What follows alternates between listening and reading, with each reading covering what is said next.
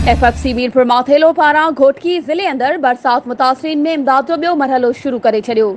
Brigadier Saleem Cheema, PRO Amanullah Shar, Qazi Wah जे ॻोठनि में राशन जा सवें थेला मच्छरदानियूं बरसात मुतासरीन में तक़सीम करण शुरू करे छॾिया।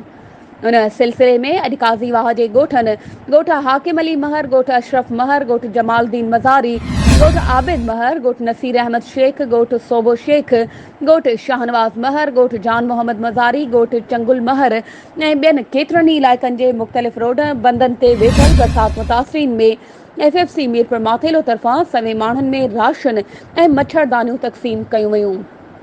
Brigadier Saleem Cheema, colonel Shakeel Ahmed, colonel Sajjad Hussain, PRO Amanullah Shar media खे ॿुधायो त पहिरें मरहले में 1 करोड़ जो राशन पकल खाधो बरसात मुतासरीन में तक़सीम करे चुका आहियूं। अॼु ॿियो मरहलो शुरू कयो आहे। घोटकी ज़िले FFC भाण फैक्ट्री, जंहिंमें एमरजेंसी जी सूरत में बरसात मुतासरीन ताईं ख़ोराक पहुचाइण जो कमु ॿीहर शुरू करे छॾियो आहे। रोज़ाने जे बुनियाद ते ज़िले जे मुख़्तलिफ़ शहरनि ऐं ॻोठनि में वञी रहियल बरसात मुतासरीन ताईं राशन पहुचायो वेंदो।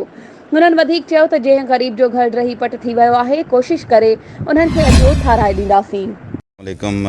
पहले तो आपके चैनल की वसातत की वजह से सब लोगों को हम दुआएं देते हैं कि अल्लाह ताला उनको अपने घरों में सलामत रखे और वो अपने घरों में वापस जाएं, क्योंकि ये इस दफ़ा जो बारिशें हैं वो हस्ब मामूल से ज़्यादा हुई और यहाँ पे उस तरीके से सैलाब नहीं आया, लेकिन बारिश का इफेक्ट ज़्यादा हुआ। जो लोग घरों में बैठे हुए थे उनकी दीवारें गिर गईं, उनकी छतें गिर गईं। और जिस गांव में इस वक्त हम खड़े हुए हैं, इस गांव में हमें आने का रास्ता नहीं था 8 से 10 दिन पहले। फिर और यहाँ पे बहुत सारे लोग थे जो फंसे हुए थे, जो कि मीरपुर मथेलो के बिल्कुल साथ है ये। लेकिन फिर जो मकामी लोग हैं उन्होंने अपनी मदद आप के तहत रास्ता बनाया और अब हम यहाँ पे पहुँचे हैं और तकरीबन 300 से 350 लोग हैं इस गांव में और इसके इर्द गिर्द में।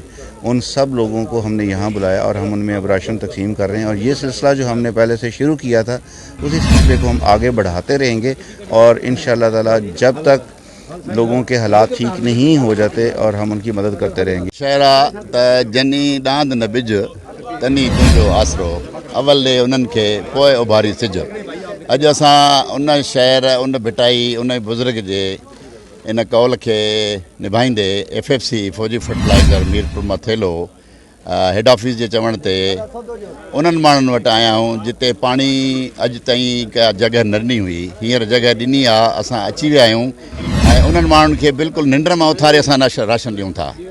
उन्हनि माण्हुनि खे ॾियूं था जीअं भिटाई साहिबु चयो आहे, जनी दांद न बिज तनी तुंहिंजो आसरो। हाणे हींअर अलाह जो आसरो आहे, असां नथा चई सघूं।